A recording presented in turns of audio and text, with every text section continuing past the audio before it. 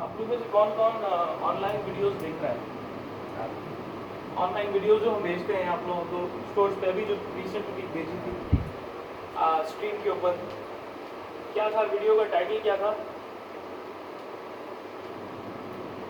3 ways to convince a customer. ना, customer को कैसे कन्विंस करते हैं, 3 मैंने आपको टिप्स बताई थी एंड आई एम श्योर कि आपको याद नहीं होगी क्या क्या बात हुई थी। सो गाइस इनको फॉलो करो, ये छोटी छोटी टिप्स मैं भेजता रहता हूँ। अच्छा, दूसरी चीज़ ये कि मेरा एक यूट्यूब चैनल भी है, वो भी वहाँ पे भी मैं चीज़ें डाल रहा होता हूँ। अगर आप चाहो आप मुझसे लिंक ले लेना।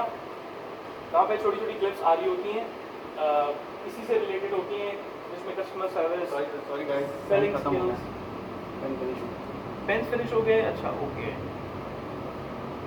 Very good. और पेजेस तो पेजेस का फायदा नहीं है।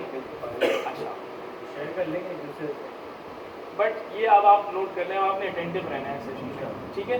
मैं आपको कुछ कीवर्ड्स बताता रहूँगा जिन पे आपने नोट करते रहना है। अच्छा, पहला लफ्ज़ मैंने जो बताया था इन्फ्लुएंस। इन्फ्लुएंस का क्या मतलब है? इन्फ्लुएंस आपके एक्शंस और बिहेवियर्स, आपके एक्शंस और बिहेवियर्स किसी वजह से होते हैं और उसके अंदर लोगों का बड़ा एक रोल होता है। लोगों का बड़ा एक रोल होता है। आप बहुत सारे अपने डिसीजंस अपने इस तरह से लेते हो कि आपके, फर्ज कर लो आपके पेरेंट्स ने कहा या आपके दोस्तों ने कहा या किसी और फला बंदे ने आपको कहा और आप उससे इन्फ्लुएंस हो गए, उससे आप इन्फ्लुएंस हो गए। आपको लगा कि उस डिसीजन में आपके लिए वैल्यू है, उस डिसीजन में आपके लिए क्या है? वैल्यू है। अभी 2 वर्ड हो गए, एक वर्ड इन्फ्लुएंस, दूसरा वर्ड वैल्यू। जब आपको लगता है आपके लिए किसी चीज़ में वैल्यू है, अब वो वैल्यू जरूरी नहीं पैसे से रिलेटेड हो, वैल्यू कई तरह की होती हैं। वैल्यू फिजिकल वैल्यू भी हो सकती है कि आपने कोई काम किया और उसके बरक्स आपको एक रिवॉर्ड मिलेगा, वो आपके लिए एक वैल्यू है। जैसे इंस्पायरिंग आपको रिवॉर्ड मिल सकता है, आप अपनी टीम को आप इंस्पायर कर सकते लेट सपोज, मैं छोटा सा एग्जांपल दूं, आपने स्पोर्ट्स में पार्ट लिया और आप उस स्पोर्ट के अंदर आप विन कर गए और आपको एज अ विनर आपको कुछ रिवॉर्ड मिलेगा, मेडल मिल गया या आपको कोई कैश प्राइज मिलेगा या आपको कोई और कोई चीज़ मिल जाएगी, कोई इस तरह की चीज़। ये क्या है? ये चीज़ आपको वैल्यू लगती है, तो आप जाके स्पोर्ट करते हो और आप उसमें विन करते हो, आप कम्पीट करते हो, आप उसमें विन करते हो, and that is providing you some value. ये होगी एक चीज़। जब आपको दूसरे कोई चीज़ करने के लिए इन्फ्लुएंस करते हैं, आपको करने के लिए फोर्स करते हैं और आपको लगता है कि हाँ इसमें मेरे लिए वैल्यू है, हाँ इसमें मेरे लिए कुछ पाने के लिए है, तो आप उस चीज़ को करने के लिए क्या होते हो? आमादा हो जाते हो। That is being influenced by someone. Similarly जब आप कस्टमर से बात करते हो तो कस्टमर भी आपकी बातों के अंदर क्या देखता है? वैल्यू ढूंढता है कि यार ये जो बात कर रहा है इसमें मेरे लिए कैसे वैल्यू है, मेरे लिए कैसे फ़ायदा है। अब वो फ़ायदा चाहे हो सकता है कि कोई इमोशंस का हो, कि उसको लग रहा हो कि यार ये बहुत कोई अच्छी चीज़ दे रहा है, इसकी वजह से मैं जज्बाती तौर पे अच्छा फील करूँगा, तो वो इन्फ्लुएंस हो जाता है आपकी बात से कि सर ये आपके ऊपर बहुत अच्छा लग रहा है, सर ये आपके ऊपर या आपके चेहरे के कलर के हिसाब से बहुत सूट करेगा, सर ये आपके जो बॉडी टाइप है उसके हिसाब से बहुत अच्छा फिट रहेगा। ये आपने क्या किया? आपने उनको वैल्यू शो की, आपने उनको कुछ ऐसे वर्ड्स बताए जिसकी वजह से उनको फील हुआ कि यार there is a value in this product. Why not?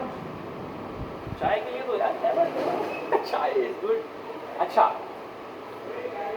तो ये वैल्यू का लफ्ज जो है ना, ये हमेशा सेल्स में आपके साथ रहेगा, ठीक है? इन्फ्लुएंस करने के लिए किसी को आपको ये लफ्ज अपने ध्यान में रखना है कि किसी को इन्फ्लुएंस करने के लिए आपको ये बताने की ज़रूरत होती है कि आपको उस बंदे को वैल्यू शो करनी है, डॉट। अब वैल्यू शो कैसे होती है? वैल्यू शो कैसे होती है? वैल्यू शो करने के कई तरीके हैं, कई तरीके हैं। आपको किसी चीज़ में वैल्यू कब नजर आती है? एक नंबर 1, जब आपको वो चीज़ बहुत आसानी से मिल जाए। आप कहते हो कि ये बिजनेस ए है, ये बिजनेस बी है, बिजनेस ए भी प्रोडक्ट बेच रहा है, बिजनेस बी भी ये प्रोडक्ट बेच रहा है, बट बिजनेस ए के अंदर मुझे 40 दिन वेट करना पड़ता है और बिजनेस बी के अंदर मुझे सिर्फ और सिर्फ 5 दिन वेट करना पड़ता है। कहाँ ज़्यादा वैल्यू है? बिजनेस बी में। तो कौन सा बिजनेस आपको इंस्पायर कर पाएगा या इन्फ्लुएंस कर पाएगा? Business B, exactly. वहाँ आपको वैल्यू मिलेगी। क्यों? क्योंकि आपका टाइम भी आपके लिए इंपॉर्टेंट है। आप चाहते हो कि जब आप कोई चीज़ खरीदने जाओ आपका टाइम बचे, so that is going to provide you what? Value.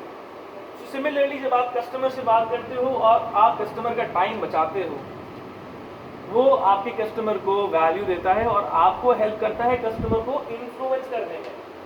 Number 1 एक चीज आपको नॉर्मल ब्रांड्स के ऊपर 4000 की मिलती है और आप आइडियाज के ऊपर आप वही सेम प्रोडक्ट या सिमिलर प्रोडक्ट आप 2500 का आप सेल कर रहे हो, 2500 का सेल कर रहे हो।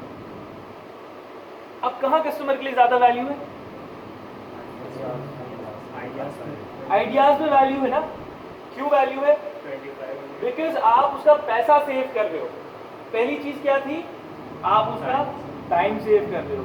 दूसरी चीज क्या थी? आप उसका पैसा सेव कर रहे हो। ठीक है, एक तो ये वैल्यू होगी। ये 2 वैल्यू हैं जिसके लिए आप सब काम करते हो, जिसके लिए हम सब काम करते हैं कि हम कम टाइम लगा के ज्यादा पैसा बचा सकें या ज्यादा पैसा कमा सकें। ये हम सबकी क्या होती है? कोशिश होती है। तो आपका कस्टमर भी एग्जैक्टली यही सोच लेके आपके पास आता है कि सबसे पहले उसका टाइम बच जाए और दूसरा उसका पैसा बच जाए। अच्छा, इसके बाद एक और वैल्यू आती है। इस वैल्यू को मैं कहूंगा value of self esteem. Value of self esteem कह लेते हैं इसको। इज्जत की वैल्यू, इज्जत की वैल्यू। अब एक जगह है जहां पर कस्टमर का पैसा भी बच रहा है, कस्टमर का टाइम भी बच रहा है, लेकिन इज्जत नहीं मिल रही उसको। क्या कस्टमर अल्टीमेटली ये सोचेगा कि हाँ यार इसको वहां पे फायदा हुआ है? क्योंकि कस्टमर के लिए अल्टीमेट वैल्यू क्या है? अल्टीमेट ऑब्जेक्टिव क्या है? कि यार कुछ भी हो जाए इज्जत बचानी है। रिस्पेक्ट इज इंपॉर्टेंट और रिस्पेक्ट के लिए पीपल पे अ lot of money. You see it. आप देखते हो कि एक 5 स्टार होटल के अंदर एक शख्स जाता है, उसको एक बहुत खूबसूरत सी मर्सिडीज के अंदर भी उठाया जाता है, उसके लिए एक शॉफर भी होता है, उसके लिए एक शेफ भी होता है, उसका रूम भी बहुत आला किस्म का होता है, उसके पास चारों वक्त लोग और स्टाफ घूम रहे होते हैं ताकि उसको कोई प्रॉब्लम ना हो। That is what? That is value for him, because that value is giving him what? Respect. तो वो उस रिस्पेक्ट को सीख करने के लिए ही pays a lot of money, पैसा खर्च करता है।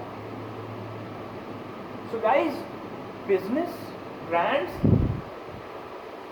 are not just saving time, not just saving money, but at the same time क्या कर रहे हैं? रिस्पेक्ट भी दे रहे हैं, रिस्पेक्ट भी दे रहे हैं। ये 3 चीजें बहुत बहुत इंपॉर्टेंट है। अच्छा, चौथी चीज क्या हो सकती है? चौथी चीज क्या हो सकती है? तो सेल्फ एस्टीम की वैल्यू हो गई। फिर जो कस्टमर जो चीज खरीद रहा है, क्या वो कस्टमर का प्रॉब्लम सॉल्व करेगी कि नहीं करेगी? ये भी एक वैल्यू है। आप पैसा खर्च करके आप कोई चीज खरीदते हैं तो अल्टीमेट गोल क्या होता है कि वो चीज काम करे, जिस चीज के लिए वो चीज खरीदी गई है वो चीज काम करे। तो एग्जांपल लेते हैं।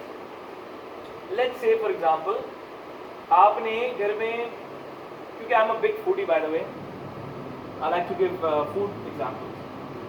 आपने घर में बिरयानी बनानी है, सेफ एग्जांपल। आप बाजार जाते हो और आप बाजार से कुछ ग्रोसरी लेकर आते हो ताकि बिरयानी बना सको, इंग्रेडिएंट्स लेकर आते हो। अब आपको पता लगता है कि ये जो आप मसाला लेकर आए थे वो मसाला खराब हो चुका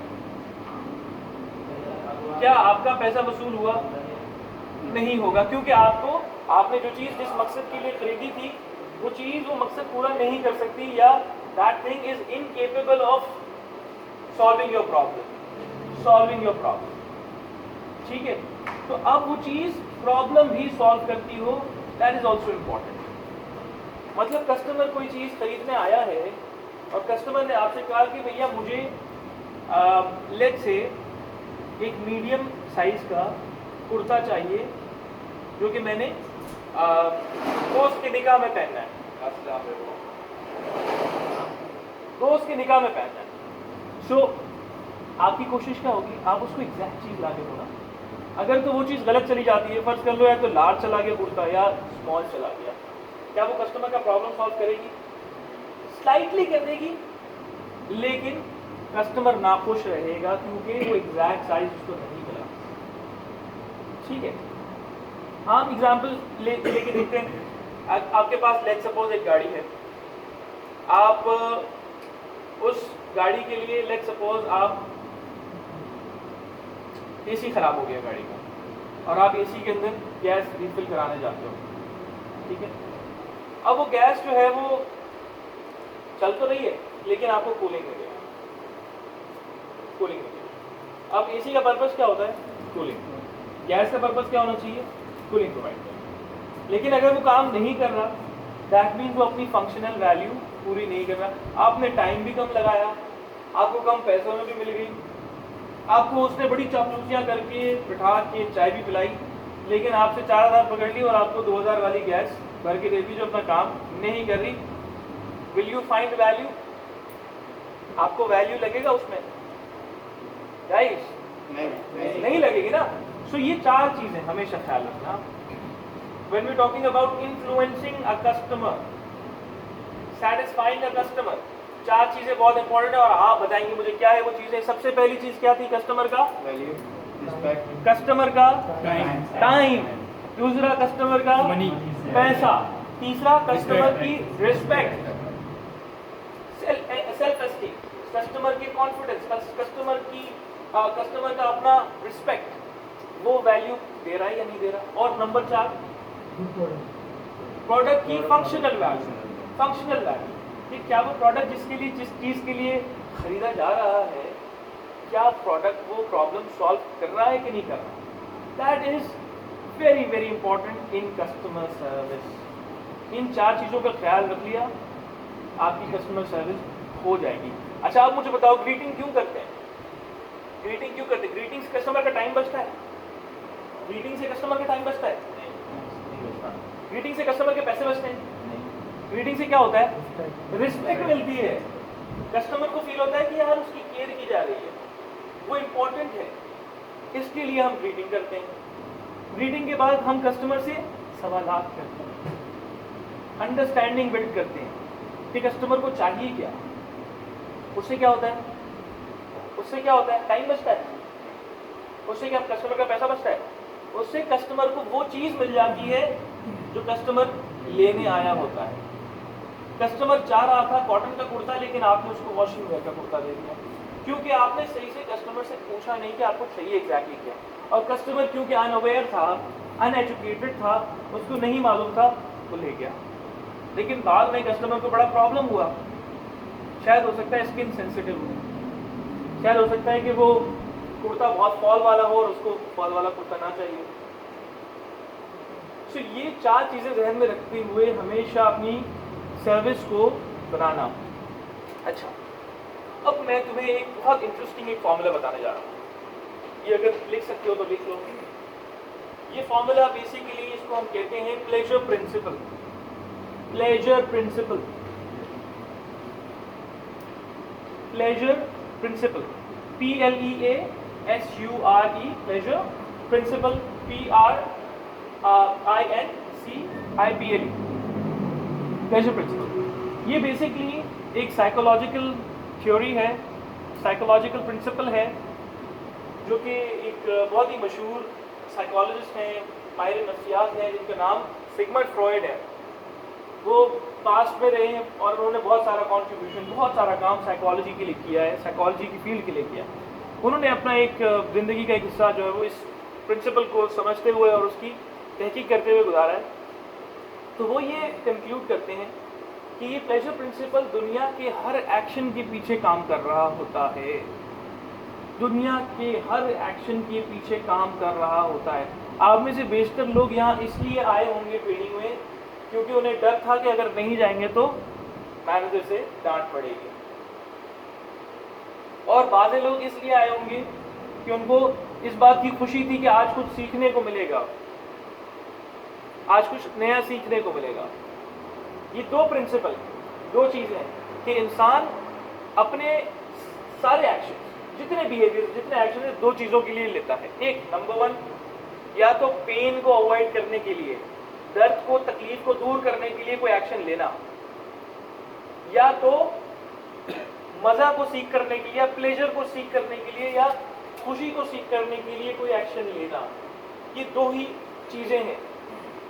और आप अगर इसको थोड़ा सा गौर करें तो दुनिया का कोई ऐसा काम नहीं है जिसके अंदर आप प्लेजर प्रिंसिपल को नहीं आप फॉलो करते। इमेजिन करो, इंसान पढ़ता क्यों है?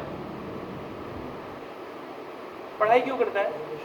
एजुकेशन क्यों? एजुकेशन पढ़ाई इसलिए करता है कि एजुकेशन अरे पढ़ता क्यों है? अच्छी जॉब के लिए। और अच्छी जॉब ना होना क्या है? एक पेन है। अच्छा, साथ ही साथ अच्छी जॉब अगर होगी तो क्या होगा? प्लेजर होगा। पैसे होंगे तो प्लेजर होगा। और ज्यादा किस लिए पढ़ता है? ज्यादा इसलिए पढ़ता है क्योंकि उसे ज्यादा पैसा चाहिए, ज्यादा आगे बढ़ना है, क्योंकि उसे ज्यादा प्लेजर चाहिए। आज वो यहाँ पे मामा और चाचा का बर्गर खा के खुश है, उससे उसकी भूख मिट रही है, लेकिन तो बोलता है कि यार मुझे अब मैकडोनल्ड का भी बर्गर खाना है, I want to be capable of having that burger as well. तो वो क्या बोलता है? अब मुझे ज़्यादा प्लेजर चाहिए, which means now I have to work even harder to reach at that point so I can afford McDonald as well. So ये एक मेंटालिटी है, ये चल रही होती है इंसान के लाशूर के अंदर। और इंसान के सारे एक्शंस या तो पेन को अवॉइड करने के लिए होते हैं, या तो प्लेजर को सीख करने के लिए होते हैं। एक गली से एग्जाम्पल ले लो ना, तुम रोज सुबह जाते हो ना अपनी गलाजत पास करने के लिए बाथरूम में, क्या वजह क्या होती है? पेन अवॉइड करते हो ना। कितनी देर रख सकते हो पेट में? आधा घंटा। कितनी देर बर्दाश्त कर सकते हो? आधा घंटा, एक घंटा। वो उस दिन ट्रेनिंग में एक लड़का बैठा हुआ कह रहा मैं एक दिन बर्दाश्त कर सकता हूँ। मैंने कहा यार, तो यार तुम पास आउट हो जाओगे या कुछ और हो जाएगा।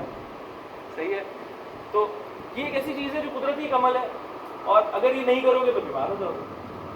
सही है। तो अपनी गंदगी गलाजत को निकालना भी एक पेन और प्लेजर का प्रिंसिपल है। ठीक है। बाकी और बेतहाशा एग्जाम्पल दी जा सकती हैं। इंसान अपने सारे एक्शंस इन्हीं दो प्रिंसिपल्स की बेसिस पे लेता है। या तो उसको उस एक्शन से उसका पेन सॉल्व होता है, या तो उसका प्लेजर उसको सीख कर होता है। आप डॉक्टर के पास क्यों जाते हो? डॉक्टर्स के पास क्यों जाते हो? ताकि तकलीफ दूर हो ना। कोई डॉक्टर के पास इसलिए जाता है क्योंकि उसको मज़ा आता है, क्योंकि यार बड़ा मज़ा आता है डॉक्टर के पास जाके। डॉक्टर के मैं तो हर हफ्ते जाता हूँ।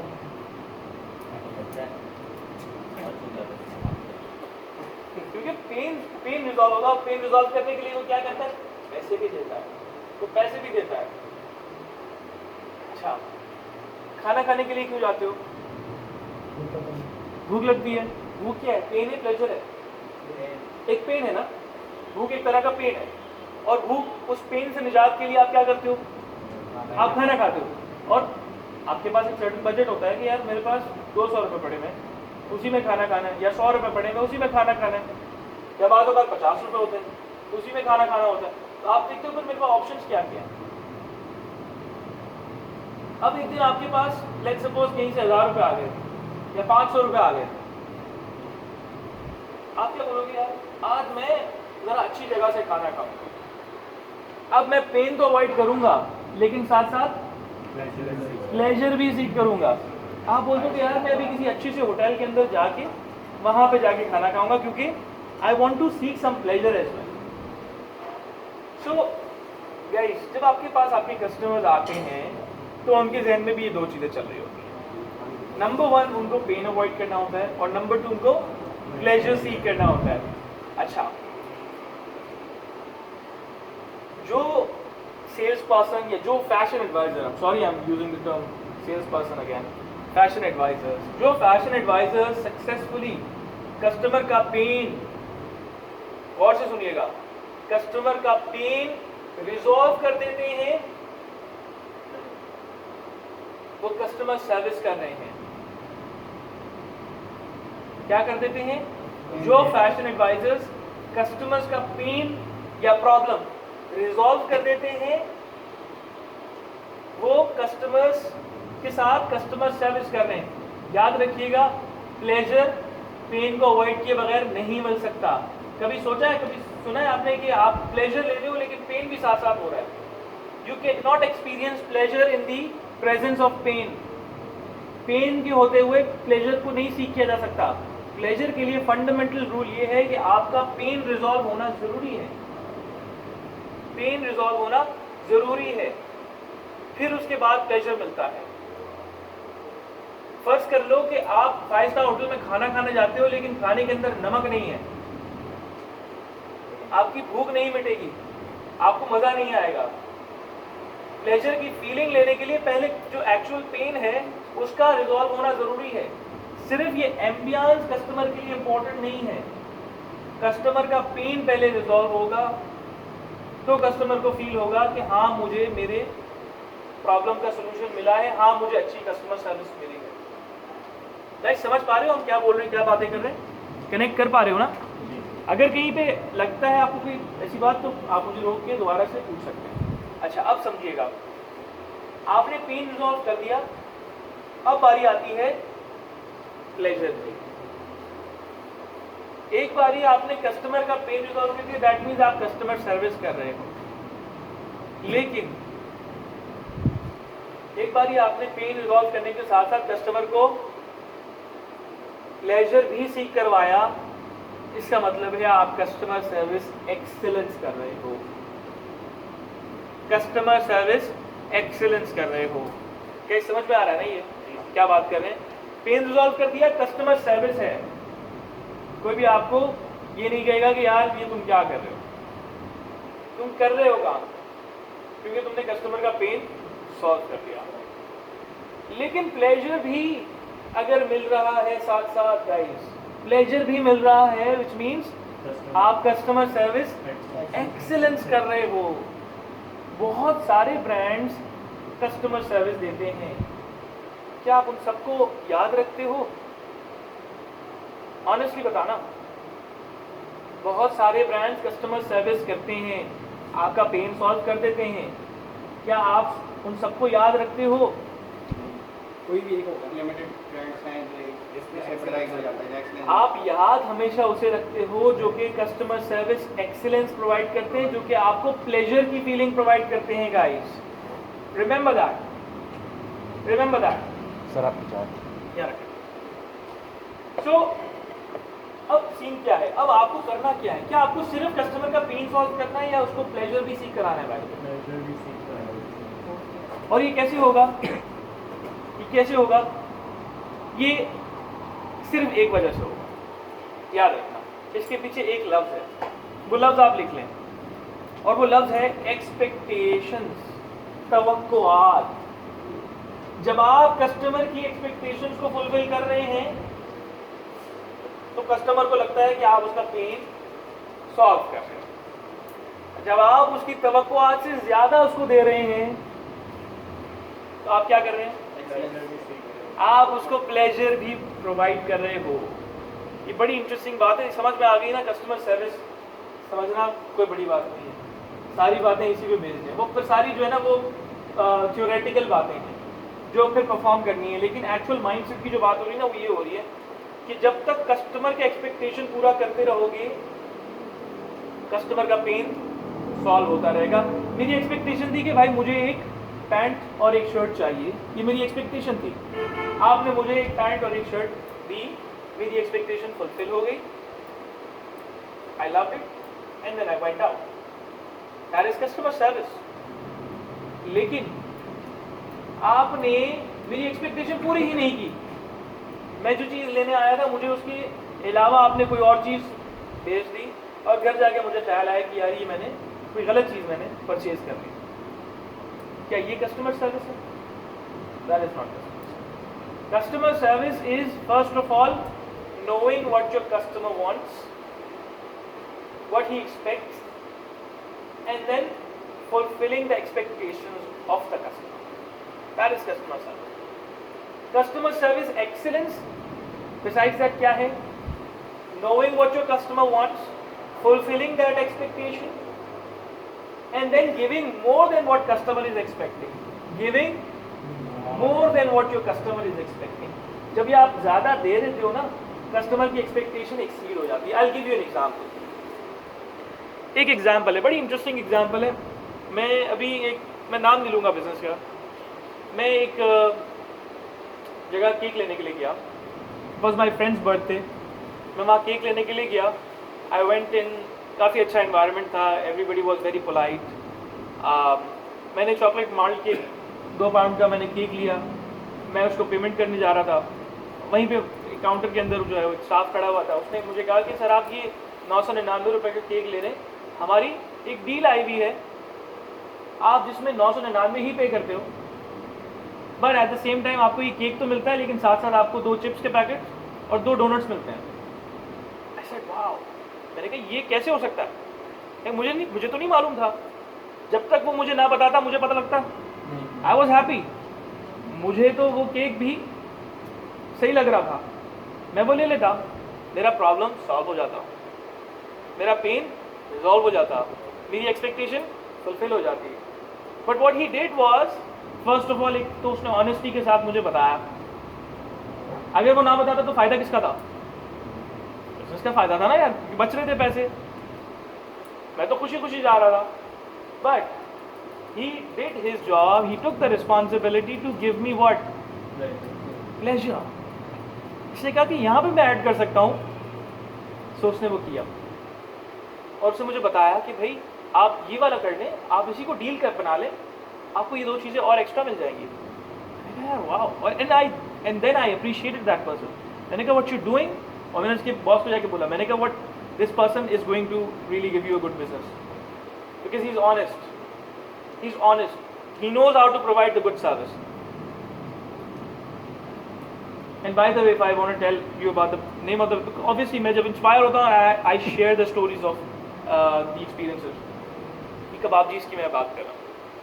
कबाबजीज़ मोहम्मद अली सोसाइटी की मैं बात कर रहा हूँ. वहाँ पे स्टाफ उनके हैं ऐसे जो जानते हैं कि वाकई कस्टमर सर्विस कैसे देते हैं.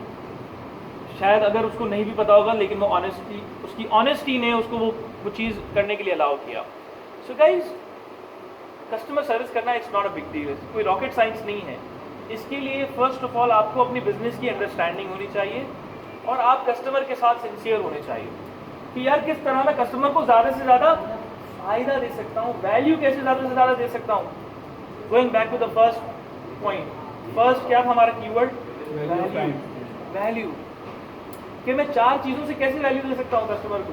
उसका टाइम बचा के, उसका पैसा बचा के, और उसने क्या किया? पैसा बचाया ना, उसने मेरा पैसा बचा के. नंबर 3 रिस्पेक्ट दे के, he was very respectful.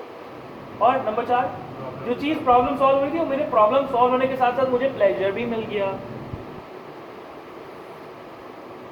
That is the example of excellent customer service, जिसमें आप कस्टमर के लिए सोचते हो.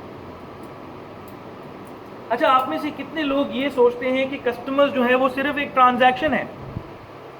कस्टमर आते हैं और कस्टमर कुछ उनके बजट्स होते हैं और हमारा जो पर्पस होता है वो ये होता है कि उनके जेब से पैसे निकाल के हमारे जेब में आते हैं. कितने लोग ये समझते हैं? कितने लोग ये अप्रोच ये होती है? ऑनेस्टी के साथ बताओ भाई. बाय द वे बहुत सारे लोग ये समझते हैं, सोचते हैं कि भाई हमारा काम ये है कि वहाँ से पैसे निकाल के यहाँ पर लेकर आना.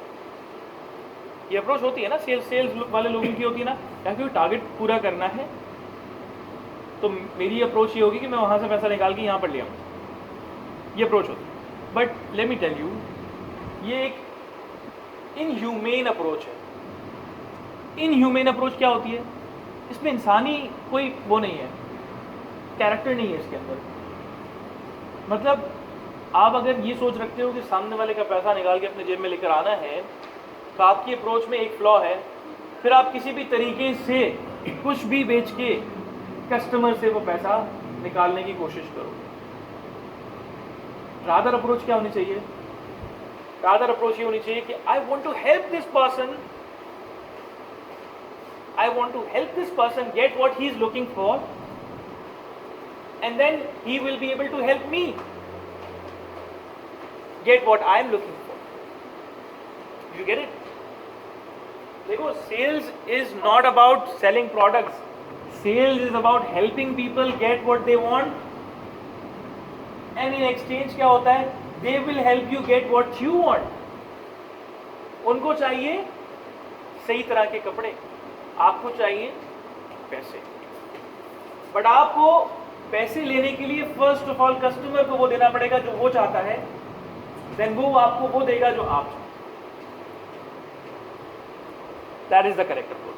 लेकिन इसमें हेल्पिंग का जो कैरेक्टर है, it gives you most of the strength. अगर हेल्प करना नहीं आती होगी, you will not be able to be a good sales person. अगर कस्टमर को वैल्यू देना नहीं आती होगी, आप एक अच्छे सेल्स पर्सन नहीं बन पाओगे। अब तक सब साथ हैं? तो अब तक हमने क्या क्या सीखा जी? वैल्यू ऑफ टाइम और रिस्पेक्ट